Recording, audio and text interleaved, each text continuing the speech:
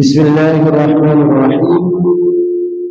Assalamualaikum warahmatullahi wabarakatuh.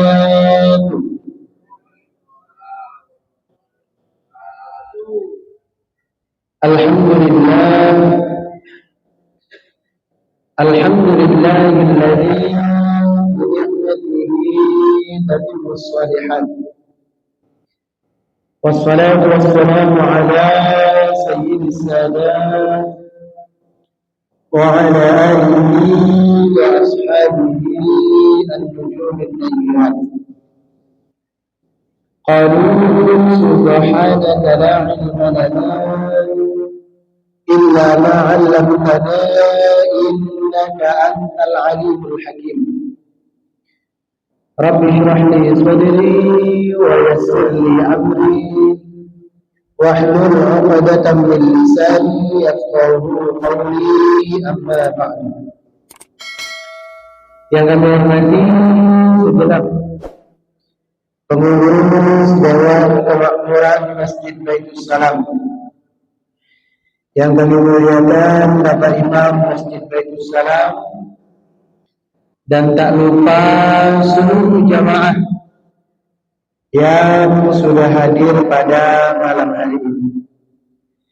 Bersyukur kita kepada Allah dengan sama-sama kita mengucapkan Alhamdulillahi Rabbil Alamin atas segala nikmat yang Allah berikan kepada kita, terutama nikmat istiqomah setiap Ahad ba'da maghrib sembari menunggu waktu Isya, kita duduk sejenak mengkaji ilmu-ilmu Allah, bersalawat kepada Rasulullah dengan kita mengucapkan Allahumma salli ala Sayyidina Muhammad wa ala ali Sayyidina Muhammad.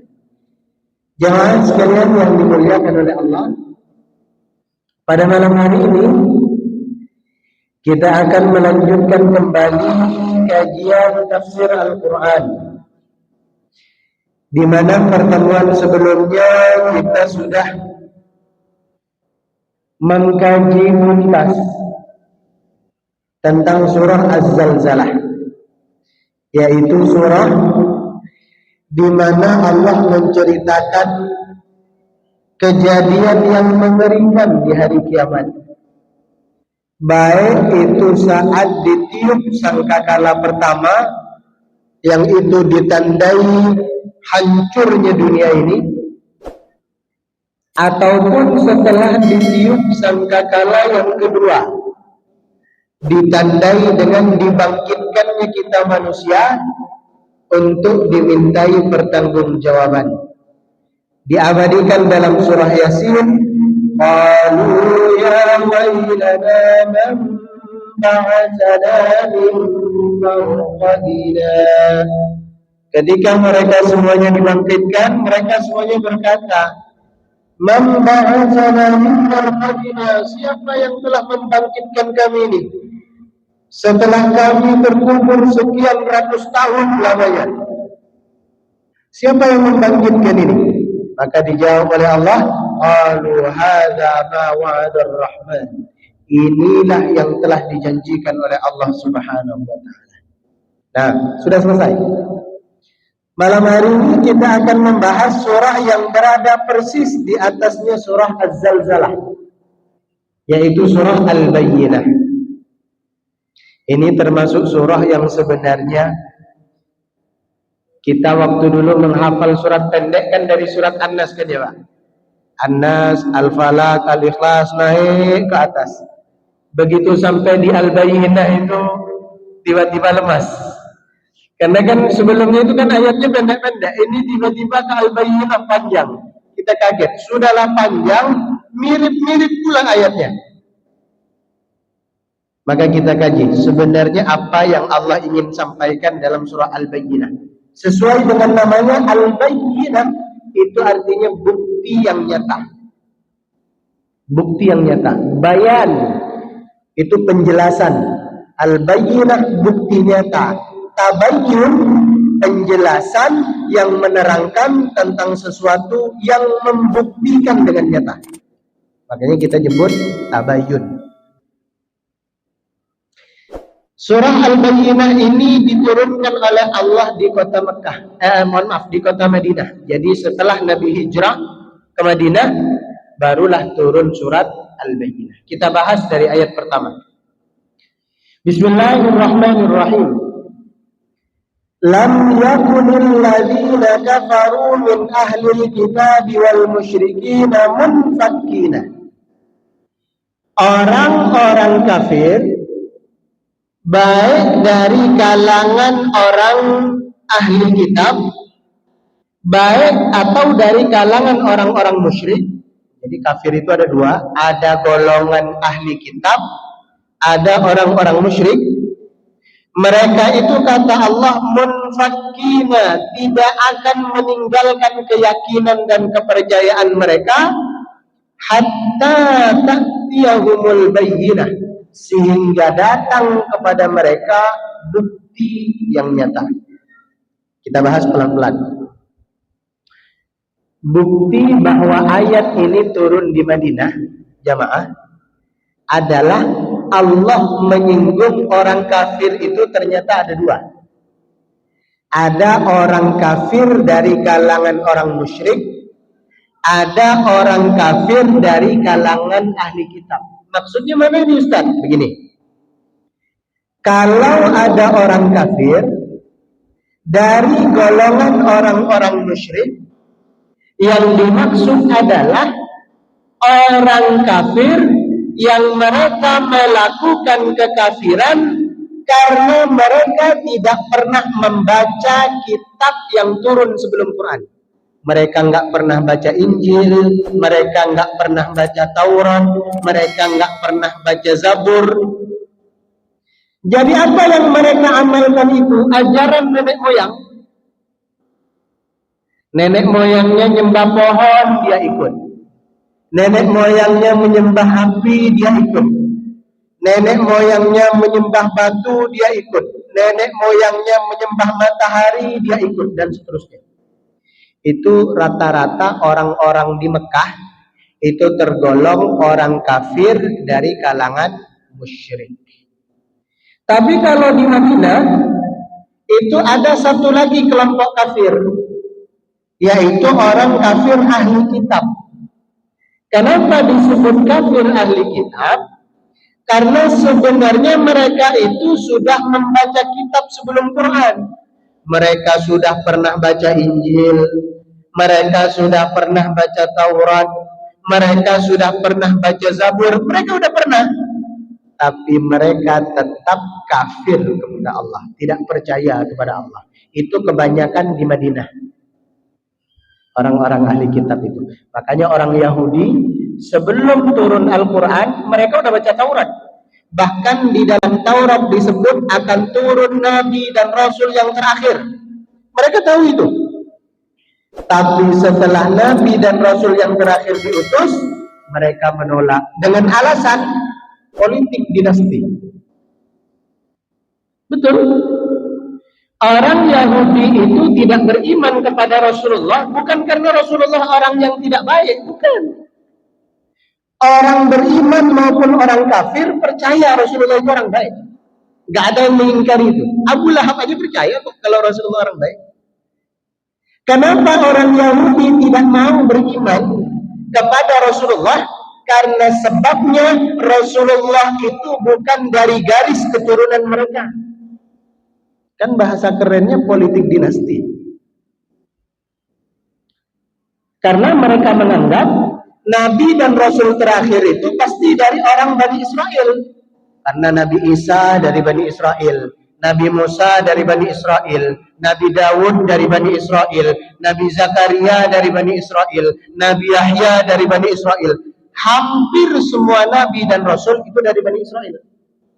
Makanya mereka menganggap, oh ini Rasul yang terakhir nih pasti dari kalangan kita ini. Pasti dari kita nih salah satu yang diangkat ini. Ternyata bukan Bani Israel. Disitulah mereka menolak. Rupanya politik dinasti itu sudah dari dulu. Politik dinasti itu sudah, saya nggak menyerempet kemana-mana loh ya. Saya bercerita tentang, saya nggak punya sentimen kemana-mana ini. Tolong jangan disalah tafsir ini. Memang sudah dari dulu. Nah, orang ahli kitab yang baca Injil juga sama. Mereka mengaku beriman kepada Nabi Isa, padahal Nabi Isa itu adalah qala inni abdullah, aku ini adalah hamba Allah, ataniyal kitab, yang pada akhirnya nanti Allah akan menurunkan kepada saya satu kitab, wa ja'alani nabiyya, dan Allah akan menjadikanku seorang nabi, bukan Tuhan. Nah, ternyata orang kafir dari dua kalangan ini, baik dari kalangan musyrik yang ikut ajaran nenek moyang, atau dari kalangan ahli kitab yang sudah mengingkari kitab suci mereka sendiri, mereka semua ini kata Allah munfakina, tidak akan pernah mau meninggalkan keyakinan mereka hatta ta'tiyahumul bayyinah, sehingga datang kepada mereka al-bayyinah, bukti yang nyata. Apa yang dimaksud bukti yang nyata ini? Ulama menyebut yang dimaksud al-bayyinah, bukti yang nyata di sini adalah diutusnya Nabi Muhammad sallallahu alaihi wasallam sebagai bukti yang nyata. Jadi sebelum Nabi Muhammad diutus, yang musyrik itu fanatik dengan kesyirikannya, yang ahli kitab fanatik dengan kekafirannya. Begitu diutus Nabi Muhammad di tengah-tengah mereka, barulah sedikit demi sedikit di antara mereka mulai perlahan meninggalkan kekafiran mereka. Kenapa? Karena telah datang al-bayyinah, bukti yang nyata. Kenapa Rasulullah itu disebut bukti yang nyata? Kenapa Rasulullah disebut bukti yang nyata? Salah satu, sebelumnya banyak, ini nanti dijelaskan dalam ayat yang berikutnya. Misal, Rasulullah kan lahir tidak bisa membaca dan tidak bisa menulis, ya kan? Bahkan riwayat menyebut bukan hanya pas lahir, sampai Nabi Muhammad itu wafat tetap nggak bisa baca dan nggak bisa nulis. Itulah mengapa dulu Rasulullah itu punya sekretaris pribadi untuk membalas suratnya Raja Romawi, untuk membalas suratnya Raja Persia. Dan Nabi punya cincin. Cincinnya Nabi itu ditaruh di jari, apa ini namanya? Jari manis ya. Ditaruh di jari manis, ada cincin Nabi. Cincinnya itu bukan batu, bukan. Tapi ada tulisan Muhammad di cincin itu. Kenapa ada tulisan Muhammad? Karena nanti ketika sekretarisnya Nabi itu menulis surat, dibacakan dan diperdengarkan kepada Nabi, Nabi udah setuju sama isi suratnya, Nabi kan mau tanda tangan nggak bisa,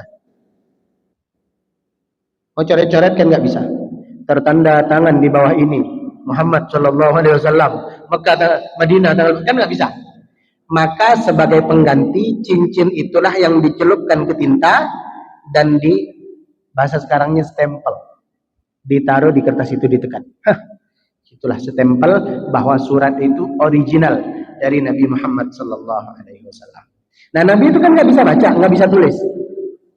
Saya ingin tanya nih kepada jamaah, kalau kita punya anak nggak bisa baca dan nggak bisa tulis, itu kekurangan apa kelebihan?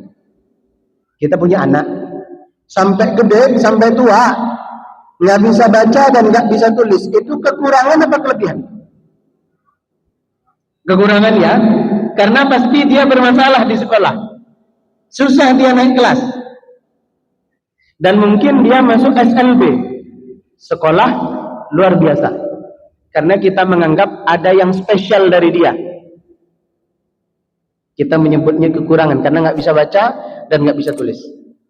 Tapi kalau Nabi Muhammad itu sampai wafat nggak bisa baca dan nggak bisa tulis, kekurangan atau kelebihan?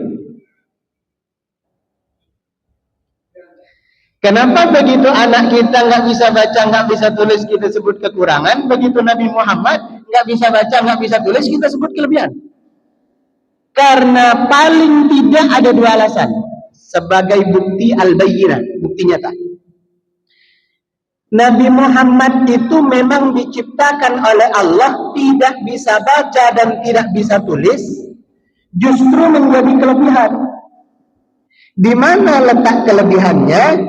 Sebab dahulu orang-orang kafir itu mereka menfitnah, menuduh bahwa Al-Quran yang diturunkan oleh Allah melalui malaikat Jibril kepada Rasulullah disampaikan ke sahabat-sahabat Rasulullah itu difitnah, dituduh bahwa itu adalah buatan Nabi Muhammad. Oh, itu cuma karangan Muhammad aja itu cuma buatan Nabi Muhammad, itu cuma tulisan Nabi Muhammad. Maka Allah sengaja, mana mungkin Muhammad membuat Quran? Muhammad aja nggak bisa baca. Nggak mungkin Muhammad itu nulis Quran. Muhammad nggak bisa nulis. Itulah mengapa nanti ketika turun ayat pertama, Iqra bismi rabbikal ladzi khalaq, itu sampai 3 kali malaikat Jibril ngulang. Iqra ya Muhammad, baca wahai Muhammad. Apa kata Nabi Muhammad? Ma ana biqari, saya nggak bisa baca. Kencang lagi suaranya malaikat Jibril. Iqra ya Muhammad. Dijawab lagi sama Nabi Muhammad. Ma ana biqari, saya nggak bisa baca. Jadi Rasulullah tidak bisa baca, itu justru sebagai al-bayyinah, sebagai bukti yang nyata bahwa Al-Quran itu tidak dibuat oleh Nabi Muhammad, melainkan dari Allah Subhanahu. Karena kalau Nabi Muhammad itu seorang penyair yang hebat, kalau Nabi Muhammad itu seorang penulis yang handal, pastilah mereka semakin kuat menfitnahnya bahwa Al-Quran itu adalah dibuat oleh Muhammad. Alasan kedua, kenapa al-bayyinah dalam ayat ini yang dimaksud adalah Nabi Muhammad? Dulu orang itu tidak terbiasa menulis. Kenapa tidak terbiasa menulis? Juga tidak terbiasa membaca. Karena di zaman dahulu kertas tidak ada.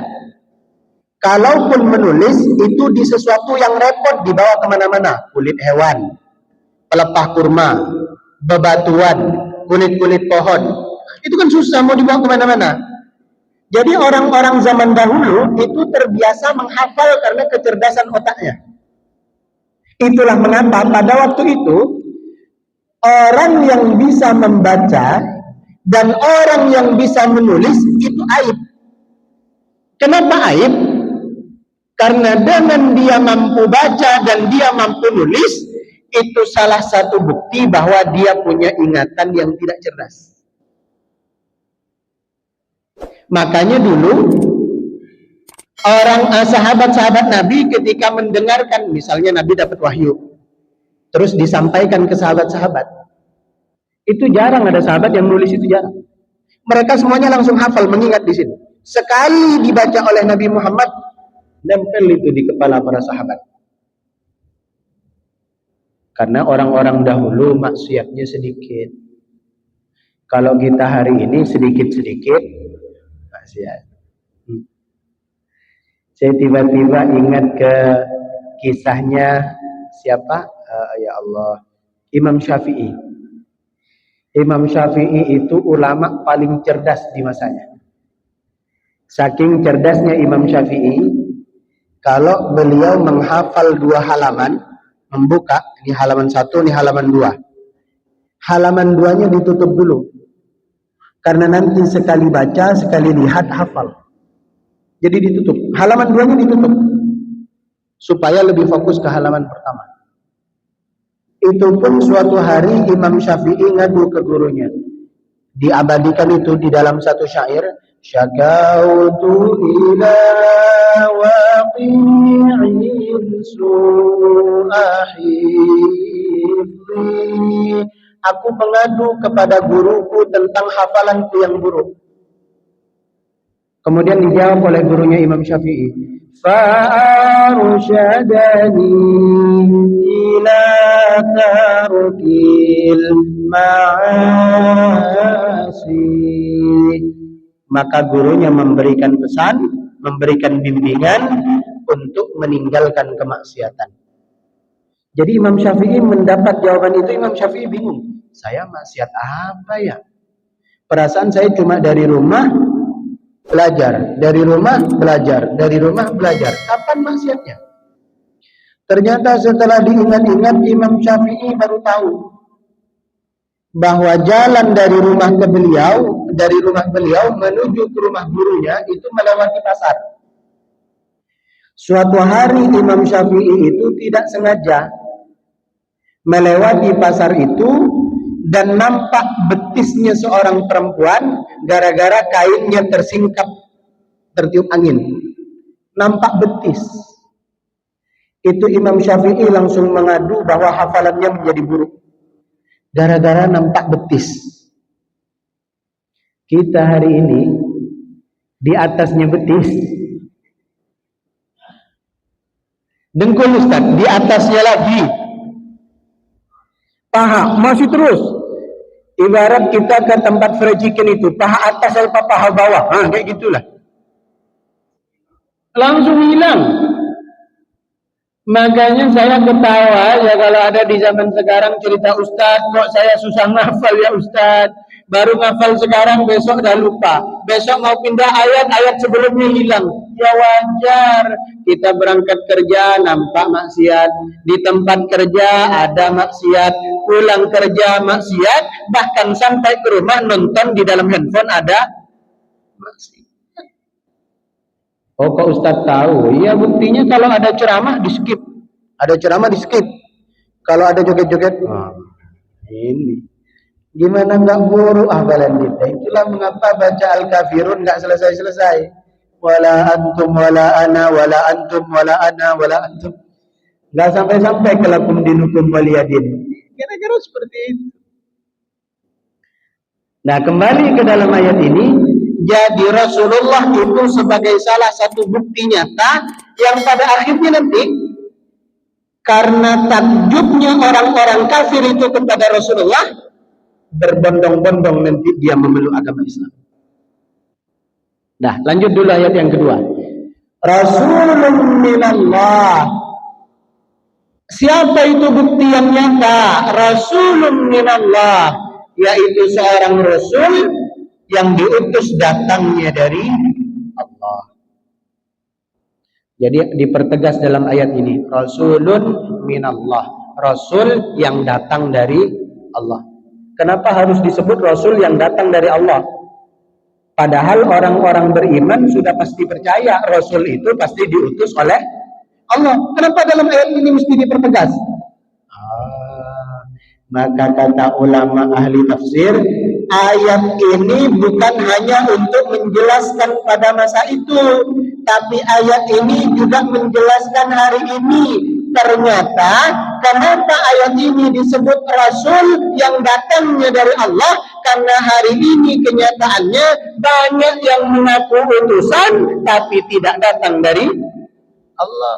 Ada yang datang dari Medan, ada yang datang dari mana? Sunda, ada yang datang dari Jawa mana kemarin. Banyak, hampir tiap tahun berebut orang ngaku Nabi dan Rasul. Pokoknya repot. Kita itu sebagai warga negara bingung mau mikirin yang mana. Mau bahas kasus yang gede nggak kelar-kelar, bahas kasus yang kecil nggak ketemu ujungnya, bahas sesuatu yang nggak penting sering dibahas. Mulai dari yang ngaku Nabi sampai ke bahasa semut, bahasa cacing, bahasa Allah. Nah, maka dipertegas dalam ayat ini Rasul yang diutus oleh Allah Subhanahu wa taala, yang mana Rasul itu yatslu suhufan mutahharah, membaca lembaran-lembaran yang suci. Kita bahas. Dalam ayat ini disebut Rasulullah itu yatslu. Yatslu itu berasal dari kata tilawah. Tilawah Al-Quran. Sebenarnya ada beda. Ada qiraah Al-Quran, ada tadarus Al-Quran, ada tilawah Al-Quran. Itu tiga-tiganya beda. Tapi sayang 1000 sayang kita salah mengartikan. Kita menyebut kalau Ramadan Habis tarawih itu kan kita sebutnya tadarus. Itu bukan tadarus, itu qiraah. Karena kita hanya membaca saja. Untung kalau ada yang nyimak, kadang-kadang nggak ada yang nyimak.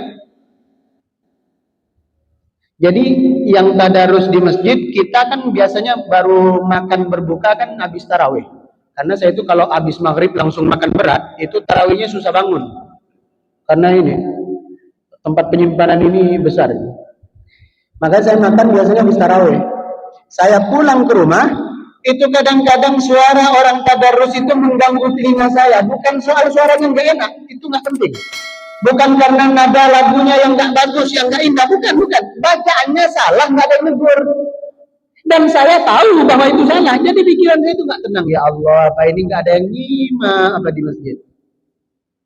Jadi nggak tenang kita. Itu kalau cuma baca lafaznya saja, itu qiraah namanya. Kalau membaca sekaligus mengkaji seperti malam hari ini, itu artinya tadarus. Membaca dan mempelajari isi kandungan itu namanya tadarus. Kalau membaca, mempelajari dan mengamalkan itu namanya tilawah. Maka dalam ayat ini hebatnya Nabi itu bukan hanya kuat ingatannya sehingga mudah melafazkan Al-Quran, bukan hanya Nabi itu paham betul isi kandungan Al-Quran, tapi yang lebih hebat dari Nabi adalah karena Nabi bukan hanya qiraah, Nabi bukan hanya tadarus, tapi Nabi juga tilawah. Nah, ini menjadi PR untuk kita. Ada orang yang qiraahnya bagus tapi nggak tadarus. Bacaan Qur'annya bagus, nadanya mendayu-dayu. Kalau mimpin sholat kita jadi nikmat di belakang, tapi nggak tadarus, nggak mengkaji apa ini maknanya, ini ceritanya tentang apa, hikmahnya apa, pelajarannya apa. Qiraah tapi nggak tadarus. Ada yang qiraah dan tadarus tapi nggak tilawah.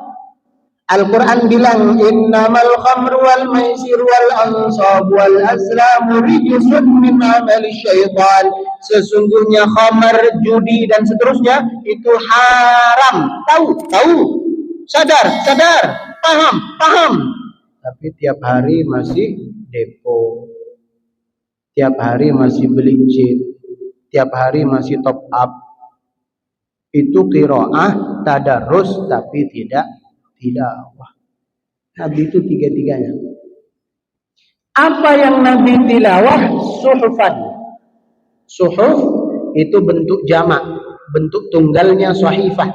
Sahifah itu artinya lembaran. Kalau suhuf lembaran-lembaran. Yang dimaksud dalam ayat ini adalah Nabi Muhammad itu tilawah lembaran-lembaran Al-Quran, yang mana lembaran Al-Quran itu mutahharah. Apa mutahharah? Suci. Kenapa Al-Quran itu disebut suci? Ada banyak sekali alasan. Pertama, Al-Quran itu disebut suci karena dalam hukum fikih orang yang tidak suci itu tidak boleh memegang mushaf Quran. Hadas kecil Pak Ustaz nggak boleh. Hadas besar apalagi nggak boleh. Makanya biasanya di beberapa Al-Quran, ini Al-Quran nih, di sampul atas, di sampul bawah, biasanya di sebelah sininya itu ada tulisan la yamassuhu illal mutahharun. Tidak boleh memegang Al-Quran kecuali bagi orang-orang yang suci. Harus kita bersih dari hadas kecil maupun hadas besar. Itulah kenapa disebut dalam ayat ini yatlu suhufan mutahharah. Makna kedua, Al-Quran itu disebut suci. Saya kasih contoh ya. Air itu disebut suci kalau nggak tercampur dengan kotoran, kalau nggak tercampur dengan noda, nggak tercampur sama bakteri, nggak tercampur sama benda najis, maka kita sebut air itu suci dan mensucikan. Begitu juga Quran. Kenapa dalam ayat ini Al-Quran disebut suhufan mutahharah karena Al-Quran mulai dari turun sampai hari ini sampai nanti hari kiamat tidak akan tercampur, tidak akan terkontaminasi oleh apapun yang tidak tergolong bagian dari Quran. Ini menjadi garansi. Karena Injil kan diturunkan oleh Allah, Ustaz, ya. Kenapa berubah? Karena nggak digaransi sama Allah. Ibarat handphone, kalaupun garansi cuma garansi toko. Selagi Nabi Isa masih hidup, dijaga originalnya. Kalau Nabi Isa udah diangkat oleh Allah, udah nggak terjaga. Taurat diturunkan oleh Allah. Kenapa hari ini nggak ada yang original? Karena tidak dijamin oleh Allah. Satu-satunya kitab suci yang pernah diturunkan kepada Nabi dan Rasul dan terjamin kemurniannya, terjamin originalitasnya, hanya satu-satunya, yaitu Al-Quran. Makanya di dalam Al-Quran, inna nahnu nazzalna dzikra wa inna lahu lahafidun. Kamilah yang menurunkan Al-Quran dan kamilah yang akan menjaga keoriginalan Al-Quran mulai dari turun sampai hari kiamat. Apa bukti bahwa Allah itu menjaga kemurnian Quran? Apa jaminan bahwa Al-Quran itu nggak bisa ditambah, nggak bisa dikurang? Bukti yang paling nyata adalah banyaknya anak-anak yang mampu menghafal Al-Quran meskipun dia bukan orang Arab. Ini fakta sejarah. Nggak paham bahasa Arab, tapi usia 10 tahun ada hafal Quran. Bahkan dulu Musa yang di RCTI itu usia 7 kan? 7 tahun kan? Hafal Quran. 7 tahun hafal Quran. Ngomongnya aja belum lancar, tapi sudah hafal Quran. Itu salah satu bentuk karena jutaan umat Islam di dunia ini hafal Al-Quran, maka Al-Quran tidak mungkin bisa dipalsukan. Nggak mungkin bisa ditambah diam-diam, nggak mungkin bisa dikurang diam-diam, karena sekali dipalsukan, dikurangi atau ditambah pasti ketahuan, karena terlalu banyak yang hafal. Begitu cara Allah menjaga kemurnian Al-Quran. Pertanyaannya, ada nggak yang hafal sepenuhnya kitab selain Quran? Saya ingin cerita sedikit. Saya dulu ada kenalan seorang pemuka agama sebelah, saya tak sebut. Sering ke Batam, menginap di hotel, karena ada keperluan di Batam. Sabtu Minggu itu nginap di hotel. Kemudian saya bilang ke beliau karena udah akrab, Pak, nggak usah lah nginep di hotel, nginep di mes saja. Dulu saya masih tinggal di mes masjid. Nginep di mes saya aja. Loh, Ustaz, emang boleh? Saya kan pemuka agama sebelah. Emang boleh saya tidur di mes? Jangankan tidur di mes, Bapak mau tidur di masjid pun nggak apa-apa. Jangankan masuk masjid, masuk Islam pun, ayo saya. Jadi karena dekat, saya bilang, Pak, daripada Sabtu Minggu, Bapak langganan hotel kan sayang duitnya kan. Mending tidur di mes aja, nggak masalah. Kasurnya besar, kamarnya luas, AC-nya dingin. Tidur di mes. Akhirnya tidur di mes. Selama kurang lebih 2-3 tahun. Jadi Sabtu Minggu tidur di mes. Terus kita itu punya kebiasaan, sebelum kita tidur, kita itu ngobrolin apa yang ada di dalam kitab suci dia dibandingkan dengan Quran. Jadi dia itu selalu bawa kitab sucinya. Misalnya sebelum tidur nih, malam ini nih kita begadang, Ustaz, ini di dalam kitab saya ini begini. Gimana menurut Quran? Ada nggak dibahas itu? Saya bilang, udah lama itu, udah basi di dalam Quran itu, Pak. Udah lama dibahas. Apa? Saya baca ayatnya, saya sampaikan. Sehingga suatu ketika dia tiba-tiba nanya begini, Ustaz, kok bisa ya Ustaz hafal Quran? Padahal Al-Quran itu kan bahasa Arab. Dan dulu waktu saya menghafal itu belum paham bahasa Arab, tapi bisa hafal. Sementara kitab sucinya dia sudah diterjemah ke dalam bahasa Indonesia, sampai sekarang dia tidak hafal. Terus saya jawab, karena dia nanya gitu, kenapa kok bisa hafal Quran? Kemudian saya jawab, Itulah bukti kebenaran Allah ingin menjaga keaslian Al-Quran. Dengan cara apa? Mudahnya Al-Quran itu dihafal oleh siapapun penduduk negerinya, apapun bahasa daerahnya. Pasti mudah hafal Al-Quran. Asal dia mau, pasti mudah. Karena banyak orang yang hafal, tak mungkin Quran ini dipalsukan. Tapi kalau kita nggak hafal sama kitab sucinya, bisa saja tiap tahun ditambah pasal, dikurangi pasal, ditambah cerita, dikurangi cerita. Nggak akan ada yang tahu. Orang nggak hafal. Kalau Al-Quran nggak bisa. Semenjak kejadian itu, ada mungkin 3 bulan apa 4 bulan, beliau nggak tidur di mes. Saya itu merasa bersalah. Apa jangan-jangan saya terlalu kasar yang ngomong begitu? Ya sudahlah, saya bilang. Yang penting saya udah ngejelasin, saya nggak bermaksud menyinggung. Tiba-tiba telepon. Ustadz, besok saya ke Batam. Oh, ayo tidur di mes lagi. Ternyata bawa keluarganya, bawa anaknya, bawa istrinya. Bukan untuk menginap, untuk dibimbing syahadat. Pemuka agama sebelah, dibimbing syahadat sekeluarga. Beliau, istrinya, plus 3 anak bersyahadat. Kenapa? Karena mereka yakin tentang Rasulun minallah yatslu suhufan mutahharah, bahwa salah satu bukti nyata Al-Quran itu adalah kitab suci karena tidak terkontaminasi dengan campur tangan manusia. Mulai dari sejak turun sampai nanti di hari kiamat. Bahkan dulu saya itu punya cerita. Saya ingin cerita aja nih, karena waktunya nanti udah mau habis. Dulu di Masjid Jabal Arafah itu pernah dapat wakaf Al-Quran. Ada berapa pieces, dimasukin di box gitu, berapa pieces, mau ditaruh di masjid. Kemudian saya iseng aja ambil satu Al-Quran, terus saya buka. Ada beberapa surat yang susunannya teracak-acak. Jadi saya tahu, waduh. Awalnya saya sempat berbaik sangka, oh mungkin ini karena mesin cetaknya error, mungkin yang lain enggak. Saya buka, persis. Saya baca semuanya persis, di surat yang sama, di ayat yang sama, itu diacak, dihilangkan. Akhirnya saya tahu. Terus saya calling teman yang juga salah satu imam masjid. Ustaz, dapat wakaf dari ini enggak Quran? Dapat Ustaz? Udah dicek? Belum. Di mana? Udah dirak. Coba dibaca dulu. Tengok, sama persis.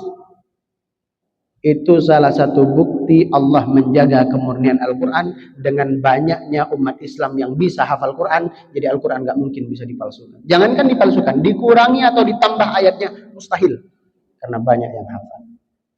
Kita lanjut pada pertemuan yang akan datang. Wallahu a'lam bishawab. Ada tanya jawab Bapak Ibu sesuai dengan Al-Bayyinah atau di luar itu juga boleh. Silakan.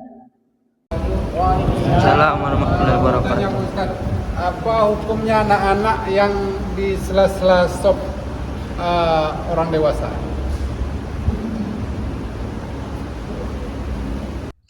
Sampai hari ini ulama berbeda pendapat. Apakah anak kita itu memutus saf atau tidak? Tapi kalau saya secara pribadi, kalau dia belum baligh atau dia belum berkhitan, maka saya lebih condong kepada pendapat ulama bahwa anak tersebut memutus shaf. Tapi kalau kecil, dia udah baligh atau dia sudah khitan, maka saya condong ke pendapat dia tidak memutus shaf. Itulah mengapa sebenarnya saya sudah setuju dengan formasi shaf di masjid Baitul Salam. Imam, jamaah laki-laki dewasa, jamaah laki-laki anak-anak, jamaah perempuan. Itu sudah formasi shaf yang terbaik. Cuma memang resikonya karena anak-anak sesama mereka satu shaf, jadi kalau nggak dijaga sama pawangnya, mana pawang kita ya? Ada satu pawang yang kalau beliau jaga itu diem anak-anak. Tapi kalau yang jaga yang lain kayaknya bercanda. Memang beliau harus datang ke masjid terus. Sampai tadi pun beliau jaga. Saya nanti ke sini kan masbuk. Beliau itu sampai bergabung di sholat jamaah di rakaat terakhir untuk menjaga kondusifnya anak-anak kita. Gitu. Jadi ikhtilaf ulama, tapi kalau saya lebih condong kepada dia belum baligh, dia belum khitan, memutus shaf. Jadi sebaiknya di belakang. Allahu a'lam bishawab. Masih ada kayaknya. Kita bisa batal sholat kita. Pernah saya dengar seperti itu. Begini, tidak salah juga. Karena anak yang belum khitan itu kan membawa najis kemana-mana. Jadi kalau mohon maaf, kalau dia cebok itu nggak bersih. Karena sisa air seninya itu tersimpan di kerutan-kerutan kulitnya itu. Yang nanti kalau khitan kan itu dipotong, dibuang. Nah, sisa-sisa air seninya dia itu tersimpan di lipatan kulitnya itu. Itulah kenapa dia sholat secara hukum syariat sebenarnya dia tetap membawa najis. Nah, karena dia membawa najis, maka juga tidak salah kalau mungkin ada yang berpendapat kalau kita nempel sama dia, maka sholat kita juga batal. Karena syarat sahnya sholat adalah bersih badan tempat pakaian dari najis. Tapi kalau nempel dan nyentuh itu beda ya. Kalau nempel, ini baju, nempel sama saya kesini bajunya ngikut, saya kesini bajunya ngikut, itu nempel. Tapi kalau sama botol minum, gini, itu nyentuh. Gini, itu nyentuh. Bedanya apa? Kalau saya pindah ke sini kan botolnya nggak ngikut, itu namanya nyentuh. Tapi kalau nempel, itu batal sholatnya. Itu membawa apa namanya, bukan nyentuh, itu nempel.